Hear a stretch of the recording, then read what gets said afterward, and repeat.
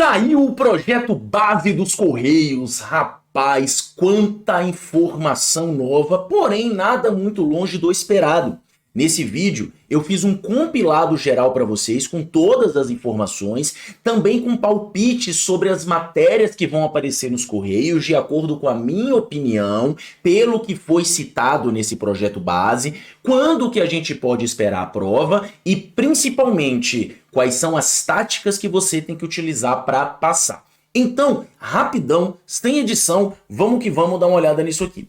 Pessoal, olha só. Primeiro de tudo, aqui eu estou focando nos cargos de nível médio, que nós temos uma remuneração média de R$ 4.500. Porque é uma remuneração base em torno de 2.500, só que você tem benefícios como alimentação, ticket de refeição, alimentação, que é em torno aí de 1.500, mais transporte, que é em torno de 300 e pouco, mais uma coisinha ou outra que no final das contas podemos considerar que a remuneração média inicial é de R$ 4.500. Além disso, temos participação de lucros, resultados e tudo mais.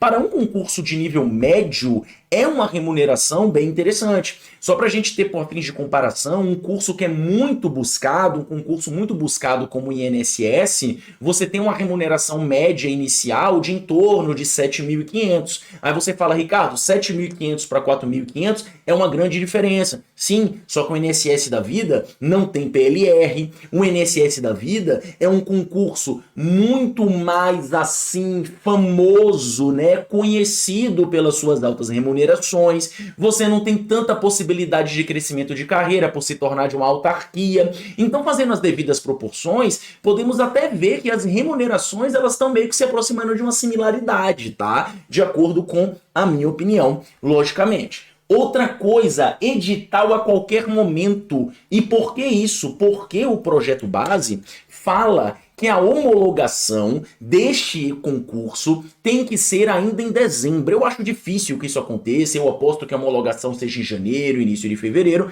mas seguindo esse projeto base, significa que a homologação é o estágio final do concurso. Já vai ter liberação do gabarito, já vai ter recurso, já vai ter tudo, teria homologação.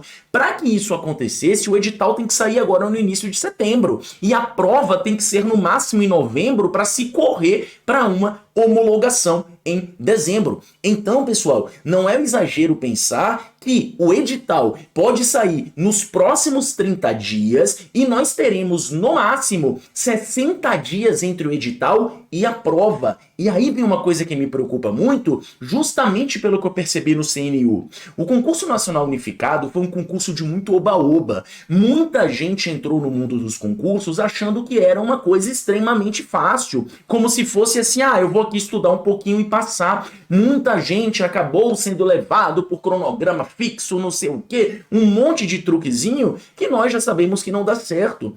Esse concurso dos Correios vai ser extremamente concorrido. Por mais que nós tenhamos aí cerca de 3.000 vagas imediatas, pode esperar mais de 1 milhão de inscrições. Por outro lado, tende a ser um concurso no qual o nível geral dos estudantes, dos candidatos, seja muito parecido com o bloco 8 do CNU. Um nível ali que gerou alguns erros crassos, como, por exemplo, você não marcar seu número do gabarito numa prova. Então, pessoal, mais uma vez eu reforço, concurso é algo que tem que ser levado a sério. O estudo ele tem que ser levado a sério. Ele é burocrático. Ele é dia após dia. Não é simplesmente você achar que está fazendo alguma coisa e chegar na prova. Não. Então, para que você tenha um êxito na resolução de sua prova, perceba, não passar, mas ter um êxito na resolução que pode te levar a uma aprovação, é necessário uma preparação formal, é necessário que você estude de maneira burocrática, repetitiva, todos os dias, ainda mais que muitos concurseiros vão ser marinheiros de primeira viagem e, aparentemente, vamos ter um tempo muito curto entre edital e prova, tá bom? Continuando, nós temos 120 questões de certo ou errado Isso assustou muita gente, tá? Inclusive, por ser de certo ou errado, não foi confirmado, mas meio que deixou nas entrelinhas que a banca vai ser Sebrasp, que é aquela banca que utiliza esse tipo de metodologia. Inclusive, aqui no YouTube eu já fiz um vídeo decifrando a banca Sebrasp. Olha lá que você vai aprender bastante coisa. E essas 120 questões, elas vão ser divididas em 40 questões de conhecimentos básicos, 30 questões de conhecimentos complementares e 50 de conhecimentos específicos. Vamos lá. O projeto base, ele falou de maneira ampla tanto dos cargos de nível médio quanto dos cargos de nível superior. A minha opinião é que esta configuração é para os concursos de nível superior. Eu não vejo como os concursos de nível médio possam ter as suas matérias organizadas em básicas, complementares e específicas, tá? Pode acontecer? Pode, mas eu não vejo a forma de organizar essa estrutura, porque básica seria o quê? Português, raciocínio lógico e informática. Complementar seria o quê? Legislação aplicada ao correio, direito administrativo, administração pública. E específico seria o quê? Compreende? Então, eu acho, é uma opinião, que na prova de nível médio nós teremos essa divisão em duas: conhecimentos básicos e conhecimentos complementares / específicos, sendo 50 questões de conhecimentos básicos e 70 questões de conhecimentos específicos. Lembrando, na prova de nível médio nós não vamos ter redação, apenas a prova objetiva. Outra coisa, Ricardo, uma errada anula uma certa?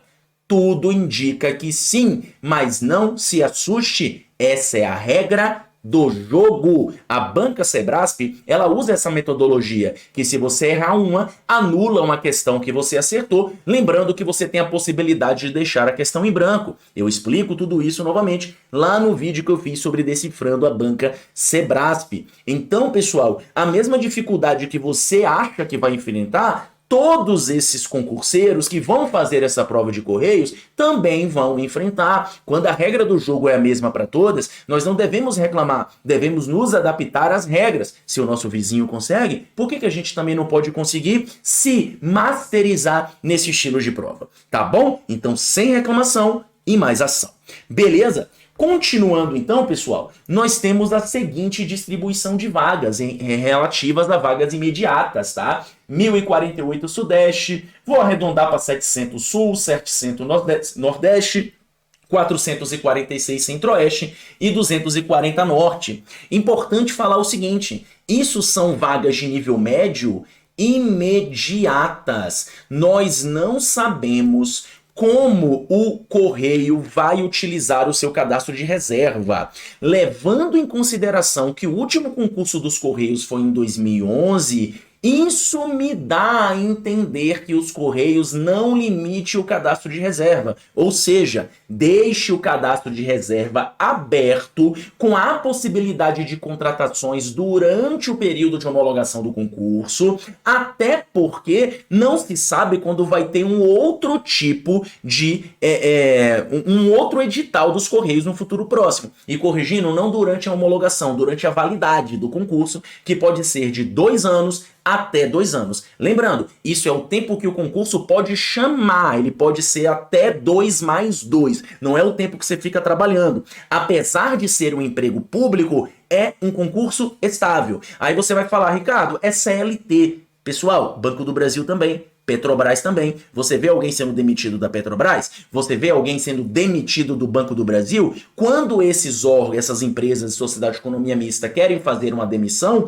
eles inclusive pagam para te demitir, que é o plano de demissão voluntária. Então, você tem ali um concurso CLT, porém com benefícios e estabilidade. Você vai ter fundo de garantia, você vai ter participação de lucros e resultados, você vai ter uma série de benefícios que não são estendidos para o regime estatutário. Eu falo por experiência própria. Eu fui concursado de uma empresa na qual eu ganhava R$ 3.500 de salário base, isso lá em 2012, e era uma empresa CLT. Era, na época, a Liquigás, subsidiária da Petrobras. Depois eu virei servidor estatutário e o meu salário ele foi para R$ 6.000. pasme, eu ganhava mais na CLT do que no serviço estatutário, logo ali naquela transição, porque na CLT eu ganhava 2.000 de ticket, no estatutário eu ganhava R$ 190 de ticket, no CLT eu ganhava participação de lucros e resultados, dava cerca aí de 10.000 por ano, no estatutário não tinha isso.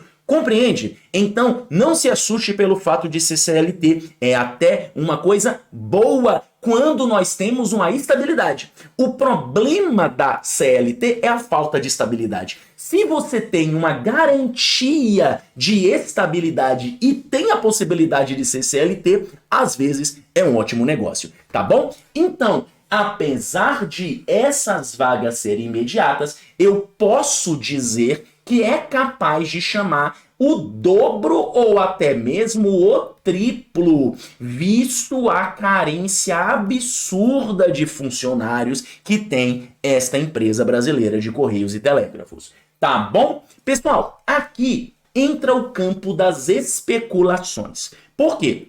Como vocês viram, se falou em matérias básicas, complementares e específicas, e eu já expliquei para vocês o que eu penso sobre isso, quando a gente fala de prova de nível médio. Aqui, eu vou, pela minha experiência, pelo meu mundo, o que eu vivo no mundo dos concursos, tentar especular as matérias que vão cair, e isso aqui pode já lhe dar um norte para que você organize os seus estudos, beleza? A primeira matéria, obviamente, português. Aqui eu coloquei como uma só, né? Raciocínio lógico ou matemática, acaba sendo da mesma família, e informática. Por que eu considero isso aqui como certo? Primeiro, cai em basicamente todos os concursos. Segundo, isso aqui foi o que caiu no edital de 2011 para carteiro. Então, não tem muito sentido abandonar essas matérias que sempre caem, tá? Lembrando que não tem redação. Continuando, eu vou agora entrar no campo das matérias esperadas. Eu espero a parte introdutória de direito administrativo, compostas por esses tópicos, e eu não me assustaria se aparecesse também uma responsabilidade civil do Estado ou mesmo uma improbidade administrativa no rol de assuntos. Inclusive, é mais lógico até a gente pensar que isso aqui caia, porque tem tudo a ver com a atividade de uma empresa pública. Lembrando, eu acredito que isso aqui é básico de todo o direito administrativo. Então, se cair direito administrativo, pode esperar isso aqui. E eu acredito muito que vai cair. Ricardo, e a Lei 8.112 de 1990, que é a Lei dos Servidores Públicos, vai cair? Não tem sentido que ela caia. Por quê? Porque nos Correios você não será um servidor público, você será um empregado público. Então, a Lei 8.112 de 1990, ela não te rege. Sendo assim, me surpreenderia. Eu verificaria até uma falha didática da banca cobrar a Lei 8.112. Uma outra coisa que pode ser cobrada na seara aqui de direito administrativo é a matéria ética no serviço público. Isso também pode ser cobrado como uma extensão, digamos assim, de direito administrativo. Lembrando que isso são especulações.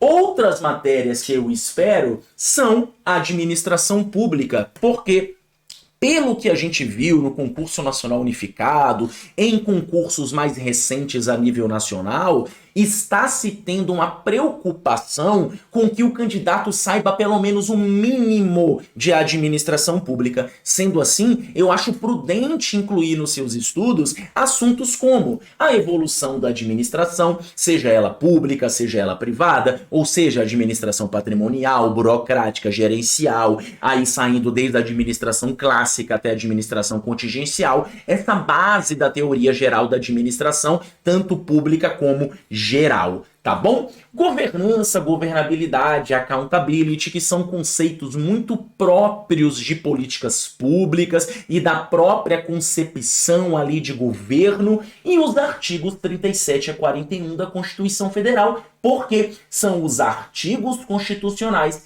que tratam da administração pública. Vão falar ali em questão de teto, de que você pode ganhar no funcionalismo, né? Pensei funcionalismo e pública, botei público, né? Vai falar ali de regras de aposentadoria, entre outras situações, dos próprios princípios da administração pública, que eu acho muito condizentes de serem cobrados na sua prova. Agora, pessoal, essas próximas, por mais que sejam esperadas, eu poderia apostar que elas são certas. Por quê? Porque elas foram cobradas no concurso de 2017, que foi para nível técnico, tá bom? No concurso que teve agora, que saiu o edital agora há pouco, que também foi de nível técnico, mas perceba, se eu estou cobrando algo tão introdutório nos últimos 2 concursos, qual é o interesse da banca de tirar isso para os próximos concursos? Compreende o meu raciocínio? E o que é isso? Direito constitucional. Quando você vai lá em legislação aplicada, tanto do edital que acabou de sair para a segurança do trabalho, coisa parecida, como para os outros editais, você vai achar, eu já destrinchei para você, esses artigos aqui relacionados à nossa Constituição Federal. Basicamente é do artigo 1 ao artigo 17. Para você que já tem mais familiaridade com concurso público, você sabe que isso aqui é basicamente uma alfabetização. Você, se vai entrar nesse mundo de concurso público, é quase que obrigatório compreender o artigo 1 ao artigo 17 da Constituição Federal, onde vai falar, né, dos princípios fundamentais, direitos individuais, direitos sociais, direitos de nacionalidade, direitos políticos e partidos políticos, tá bom? Isso é meio que básico no início da sua jornada para concurso público. Outra coisa são o direito das pessoas com deficiência. Por quê? Porque como um reloginho caiu em todos os últimos concursos, então podemos esperar a Lei 13.014 de 2015, Estatuto das Pessoas com Deficiência, essa lei que é a Lei de Integração e Apoio ao Estatuto da Pessoa, às Pessoas com Deficiência, perdão, e este decreto que regulamenta esta lei. Outra coisa que eu acho que podemos esperar é o Estatuto da Pessoa Idosa, tá? Porque acaba andando de mãos dadas. O próprio Estatuto dos Correios, atualizado em janeiro de 2024. Lembre-se que esse estatuto ele guarda uma atualização. E isso, apesar de estar sendo cobrado em todos os concursos de correio, né, de nível técnico recentes, eu já tenho um pouco de nariz torcido. Por quê? Porque essa lei é a lei que fala das licitações das empresas públicas. Tudo bem, o correio é uma empresa pública, mas eu não vejo a necessidade de um cargo como carteiro, por exemplo, ter que ter o conhecimento de licitar. Pode ser que aconteça, pode ser, porque cada vez, né, a gente tem que estar mais preparado para tudo. Então eu deixo essa lei como um coringa, não me surpreenderia se ela aparecesse, mas eu acho que para o cargo de carteiro especificamente, talvez seja um pouco demais. Pessoal, então é isso. Por fim, já saiu quais serão as cidades das provas. Eu não vou colocar aqui que é uma lista gigante, você consegue ver isso com o Google, tá? E essa lista, ela expande, não é apenas as capitais. Você vai ter provas em vários lugares. É um concurso nacional. Nós estamos em um governo que quer ser popular. Eu não estou falando nem mal nem bem, é uma característica. É um governo que tem essas características populistas. Então, favorecer essa inclusão, essa possibilidade de você poder fazer a prova, não importa onde você mora, me parece ser uma das bandeiras do governo atual. Então, muito provavelmente terá em uma cidade perto de você. Mas com o Google você já consegue olhar a relação das cidades que serão aplicadas provas, das vagas, de uma maneira assim mais detalhada, tá bom? Em geral, lembrando, essas matérias são a minha opinião, mas eu acho muito prudente que você tenha um norte, porque como eu falei para você, meu aluno, o edital vai sair e a prova é logo ali.